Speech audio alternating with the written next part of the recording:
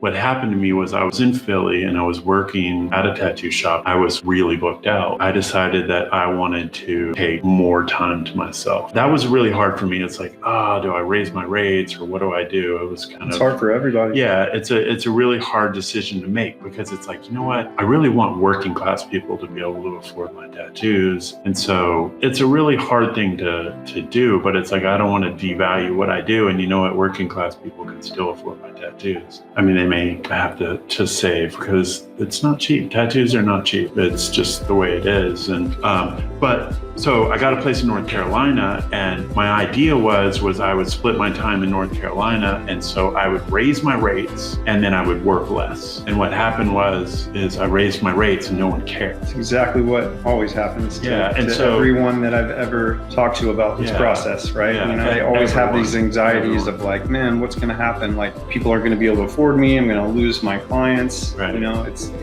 of course, like, there's somebody out there that's like, yeah, I can't afford to get tattooed, but that was going to happen anyway. Right. I mean, they were always going to get to a place in their life where things change for them too. And that's one of the things. I know you probably had plenty of clients who, were around all the time and were always collecting. Yeah. And then out of nowhere, they just kind of drop off. Yeah. Right. And you don't know if it's something about your rates, because I know a lot of times we just kind of keep the rates the same for people as long as they keep coming back, right. Which, I think is a challenge for sure, because when you have a need to raise your income, even just to keep in line with inflation. I was like grinding myself into the ground, renting a fucking cheap apartment and paying a payment on like not even that nice of a car. Like, I didn't have really anything to show for it. Right. But I guess, I was paying dues. But at that time I was like booked out like crazy. Especially now coming back from the pandemic, it seems like every tattooer is busier than they've ever been. And they're probably going to need to say enough's enough and like figure out what they're going to do, because they're going to have to wait 3, 6, 9 months, even a year to make changes to the way that their pricing works or the way that they're booking their time. Right. Because they've already said yes to so many people. So we're talking about like the 3-day or 4-day work week, and how is that obtained, right? How do you do that? And it comes down to raising your rates and not taking on too much, but you have to do enough. I know that there's a wide range of pricing and what people are comfortable with that, but I just feel like in almost every case,